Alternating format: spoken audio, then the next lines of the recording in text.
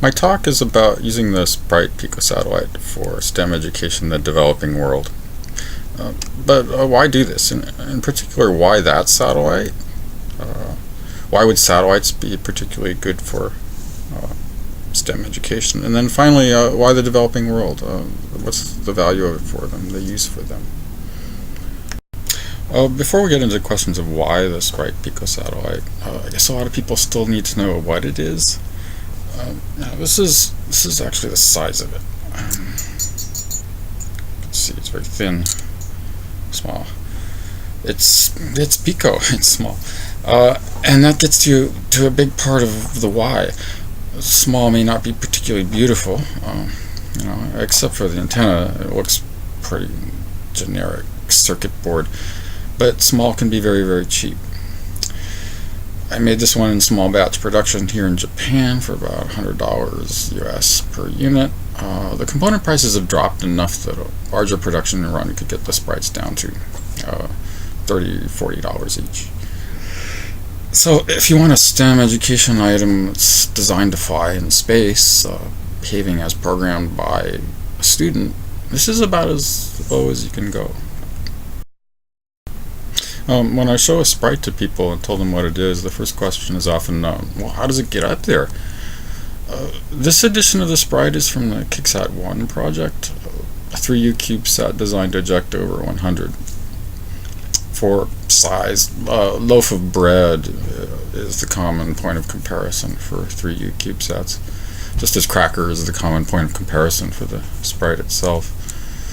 CubeSats like these can be deployed directly from the launch vehicle, or in the case of KickSat 2, it comes out of a deployer for CubeSats that uses an attachment on the robot arm in the International Space Station.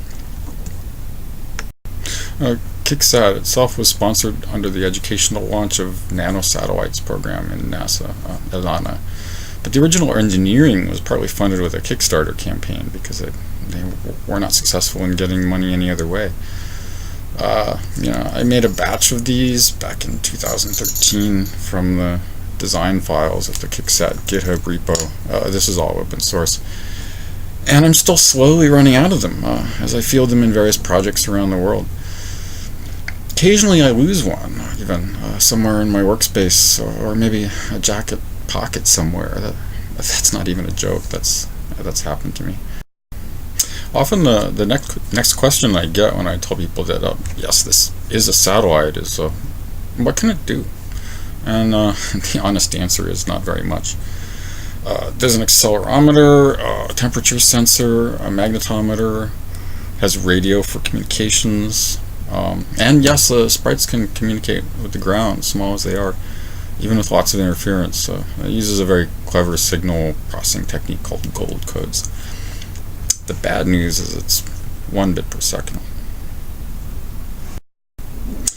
So a sprite can only do a little, and only when it has power.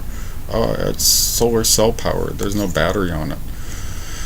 And since they're Earth shadowed much of the time in low Earth orbit, it's only on the sunny side of orbit that they can do anything at all. Being small allows for some design cleverness. Sprites have these springy nitinol wire antennas, and maybe you can see it here, not so easily. Inside KickSat, the antenna wires are coiled up with each sprite. Because they're springy, these antennas help with deployment.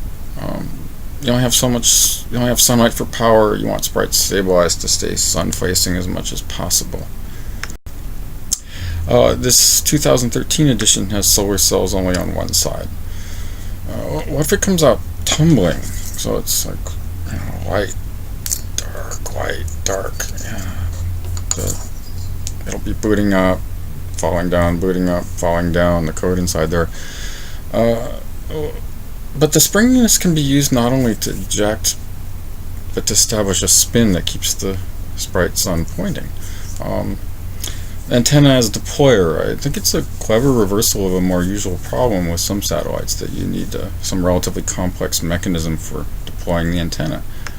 And also you don't need a complex mechanism for the Sprite solar array deployment, because it's already on there on the PC because of the PC board fabrication process. It's already soldered on. I think all of that helps explain the why of the picosatellite. It's small, it's simple, it's durable. I've dropped them a number of times, even face down with the shield board and MSP 430 launchpad board on top of them, and they survived. And it's cheap. Cheap is important. Sprite is not like these mock-up CubeSat kits that you buy for high schools that can cost thousands of dollars.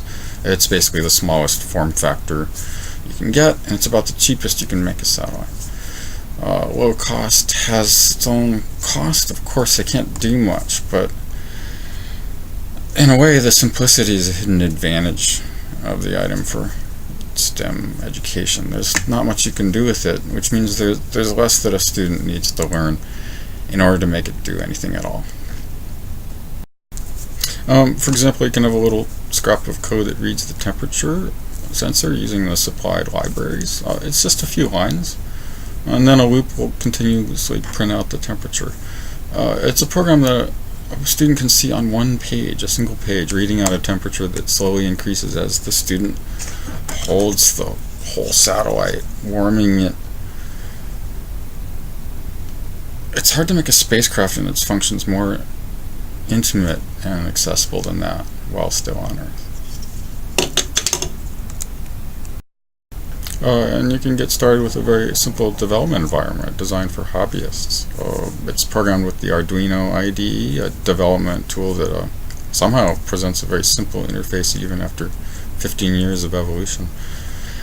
This helps position Sprite at, I would say, at the level of a high school student. Again, it depends on the educational context, maybe early college years in some of the poorer nations. Either way, it's the same message. A spacecraft you can hold in your hand, one that you can get started programming yourself in a few minutes even, not days. So anywhere in the world, I think it's a nice on-ramp for students to begin to understand spaceflight and to understand that satellites they're just chunks of electronics. There's no mystery here. It's fundamentally no more mysterious than, say, the phone in your pocket. So if sprites for space-related STEM education can work anywhere in the world, why the developing world? Sure, you could ask why STEM education at all, but I think the rationale for STEM is pretty well understood, especially those economic and national competitive arguments that we'll need a more technically sophisticated workforce in the future. We've all heard the same arguments over and over. The developing world, though, it's a different context. Poor countries have more life and death uses for satellites. They have their own special needs that are specific to their geography, to their climates, their settlement patterns. In recognizing this, more poor countries have started putting up their own satellites. Especially as climate change continues and accelerates, they're going to need to track changes that are happening within their borders. Here again, small and cheap and simple, wherever you can get those qualities, it works well. But to make satellites work optimally for developing world nations, both for their own specialized applications and for the price paid for them, they'll need their own space development capacity. And it's in STEM education where there's such great leverage for that capacity development. Education standards are lower, admittedly. For example, when I go to the Philippines, there are a lot of schools called colleges and universities that also teach the later high school grades. A number of these countries don't have compulsory education into the high school years, or not very far into them. Education in general is it's somewhat underfunded, and then if you do get an education there, either you become part of the country's brain drain, or you're often you can't find much of a use for it. You're educated but overeducated relative to the demands of their job markets. So space is it's a direction to go. It's a direction that's not to another country where you can go to earn more if you make the grade as an engineer. It's a direction where you can go into national service. A lot of the applications for satellites are basically in provision of public good information. information about climate change, changes in crop conditions, in landslide risk, and storm risk, and disasters generally. Information about disasters that are in progress already through satellite channels when other networks fail. The needs are pretty various and pretty serious, life and death serious. So who's best qualified to say who meets these needs? To whom is it most important? It's the people living there, the citizens of these countries. They're the big stakeholders. And to the extent that the ability to engineer their own satellites can be a form of public national service, it could become a significant part of the nation's educational agenda. This is in fact something we're starting to see more inklings of. University students in Vietnam and even in Myanmar have launched CubeSats with the technical help of Japan. Japan has been helping in this partly because there's some diplomatic leverage to be gained, some bad history to overcome. But I think there's more. There's the problem of its own capacity. In the long run, Japan is going to need a more space-savvy technical workforce out of a diminishing supply of younger people. And the developing world has a lot of problems, but it does not have a problem making more young people. So there are interests on both sides here, and may the rest of the world take note. The northern latitude nations are all aging fast, all across the globe. To really fully appreciate the impression people could get of Sprite for STEM education in the developing world, I found there's no substitute for going there.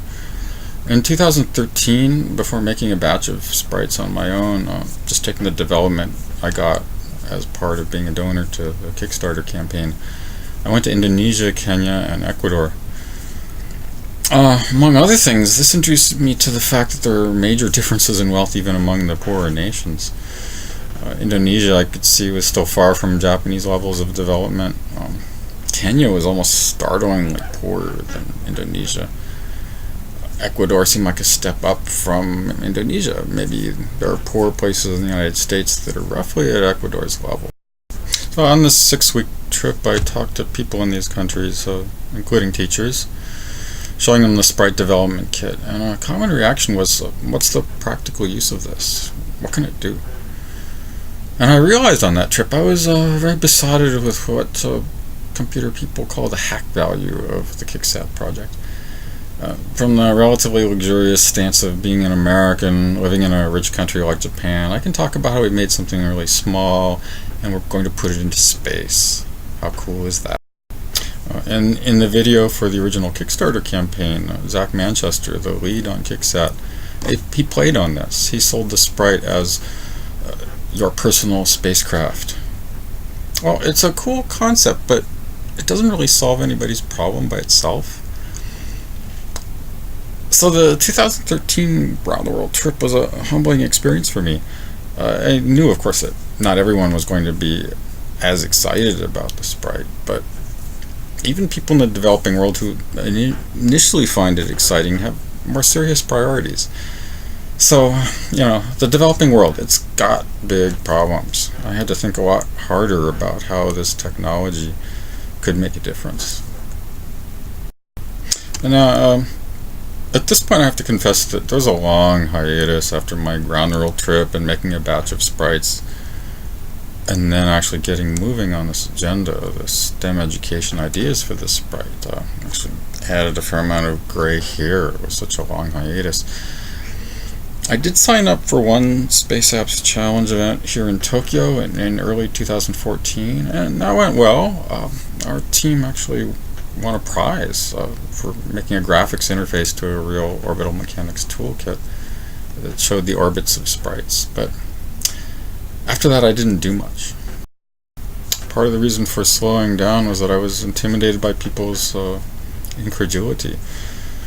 People's reactions were like, okay, spacecraft. Okay, maybe I can read some newspaper stories about how it was designed. Yeah, there's news about how it was going to be launched. Nobody thought I was lying, but was it really true? The first big chance at more credibility was the first KickSat mission in 2014, but that mission failed. KickSat orbited, but the sprites were not released. It's kind of a long story. And then KickSat was slowly forgotten. These days you can read about some students in India supposedly making the world's smallest satellite, even though their cube frame is considerably bigger than the Sprite. There was media attention for KickSat, then it was gone. And even in that time, even when there was attention, there was the problem that it hadn't flown yet. There were some proofs of concepts before and after, but the free-flying satellite, your personal spacecraft, it hadn't happened yet. And people tend to believe success stories. Is your story, oh yeah, it could have worked except for this glitch we had. Stories of flight where you don't fly, they don't really fly with the public. So I thought, what we have to do is wait for the next mission, if there's going to be one. And that second mission turned out to be unexpectedly delayed.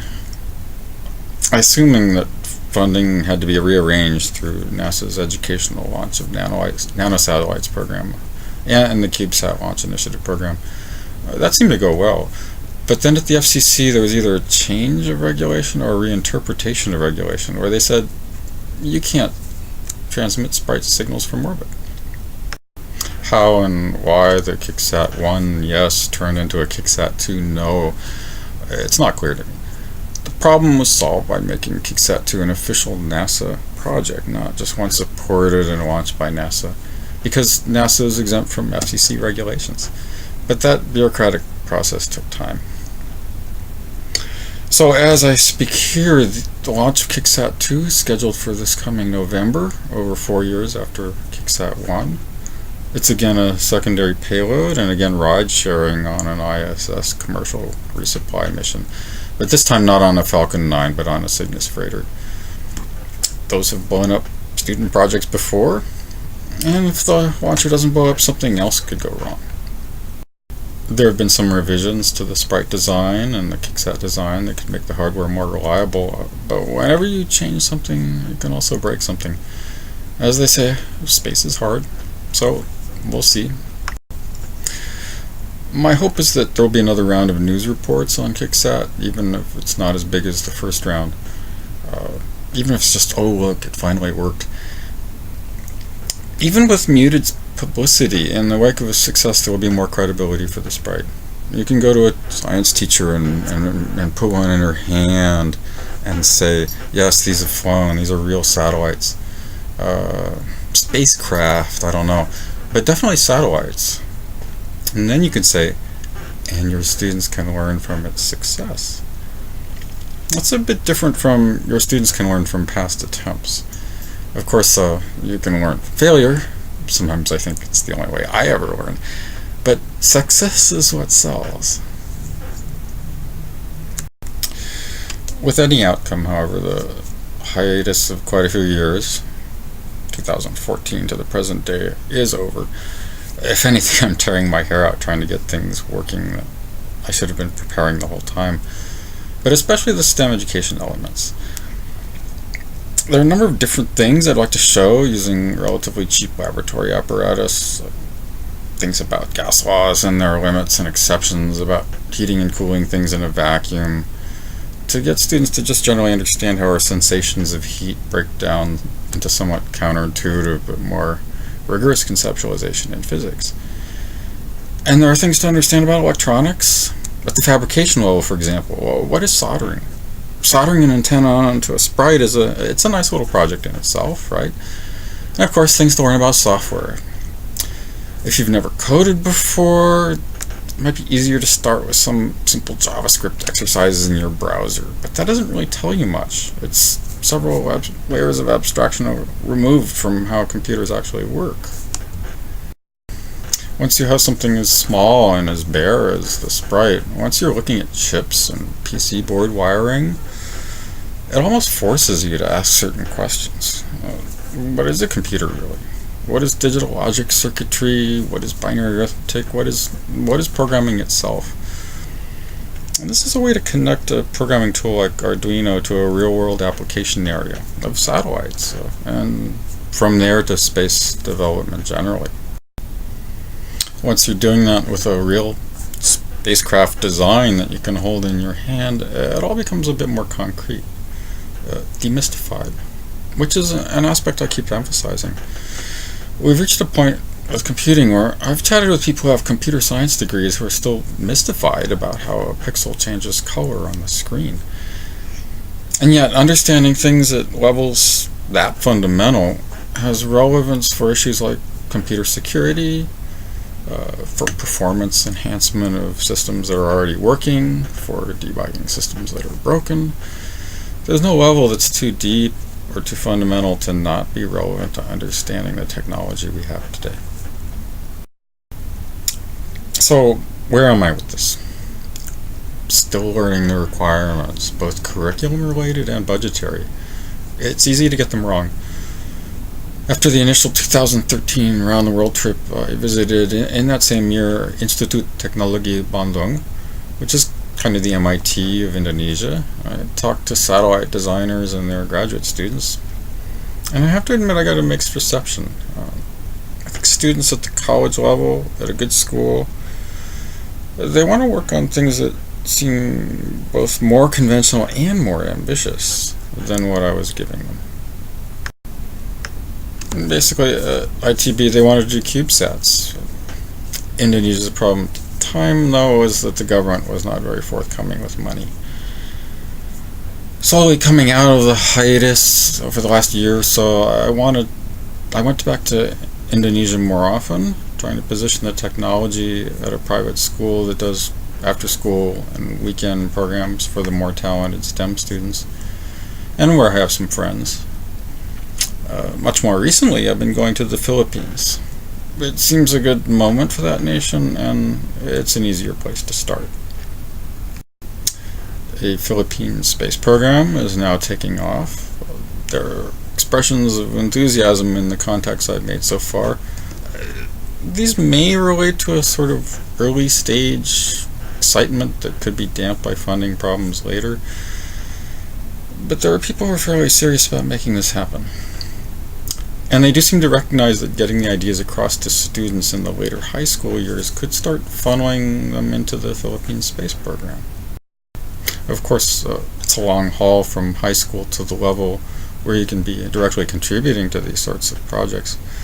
But the larger the base you start from, the more candidates you have at the end.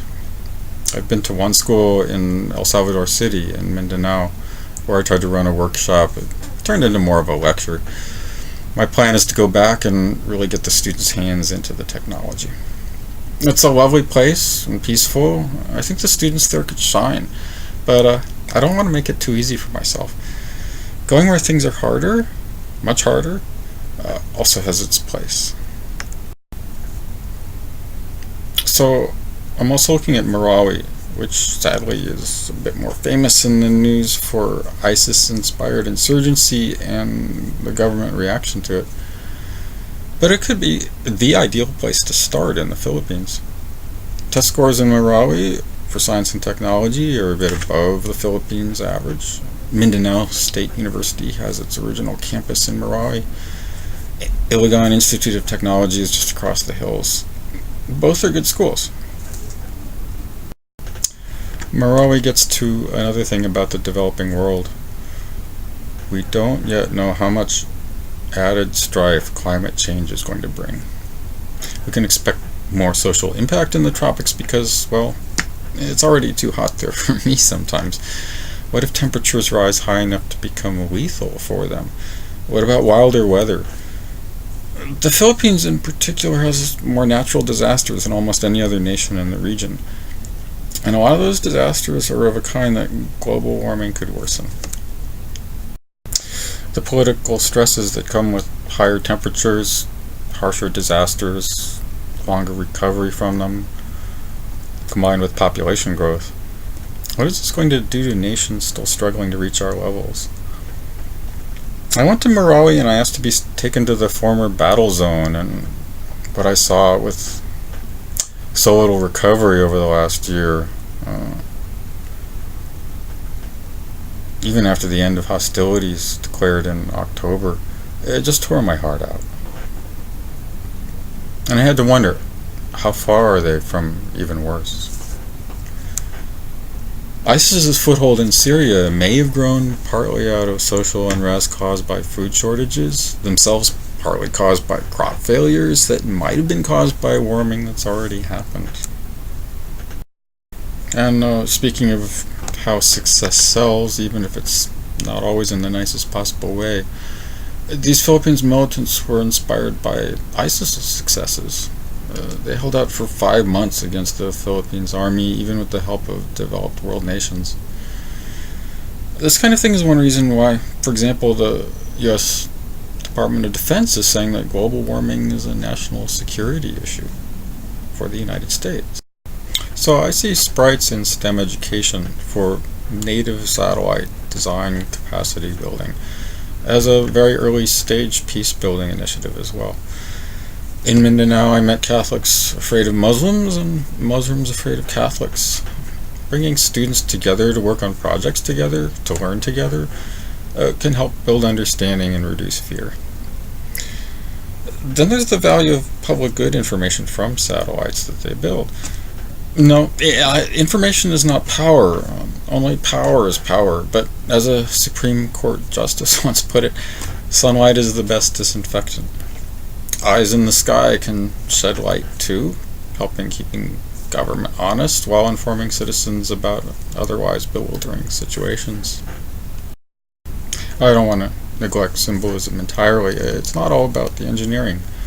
I believe public good satellites developed by teams representing a cross-section of a nation can play something like the national unifying role that human spaceflight programs played in some parts of the developed world.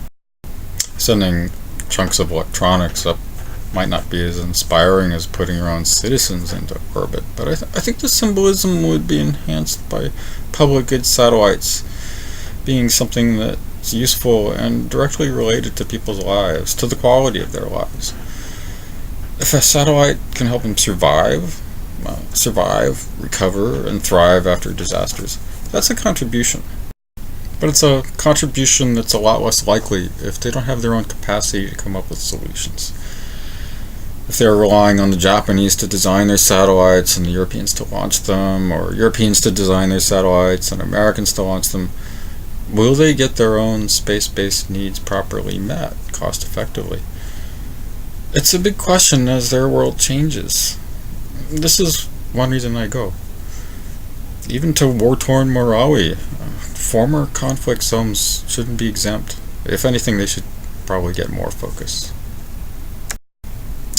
When the Philippines government ordered the total evacuation of Marawi, thousands of school children ended up walking 35 kilometers to Iligan City, with their hometown apparently going up in smoke behind them. Most have since made their way back to Marawi, and most of the schools are operating again. But that long march back is not over. For their parents, teachers, and school administrators to be able to claim best high school satellite-based STEM instruction in the Philippines, well, that wouldn't be the worst way to help them get back on track and surpassing their previous levels. So I'm going again, and I will keep going as long as I think that goal seems achievable but not yet achieved.